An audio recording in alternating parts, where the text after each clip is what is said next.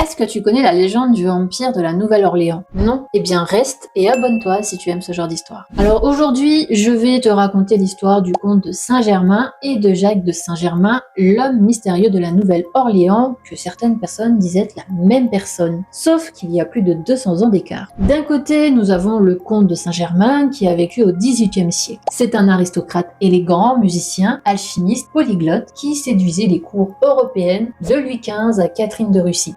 Certaines rumeurs prétendent qu'il connaissait le secret de la pierre philosophale capable de prolonger la vie. Et de l'autre côté, nous avons Jacques de Saint-Germain, actif au 19e, 20e siècle, qui a vécu à la Nouvelle-Orléans. Un homme intelligent, cultivé, raffiné, polyglotte, qui organisait des fêtes somptueuses, maîtrisait tous les instruments de musique, mais ne mangeait jamais en public.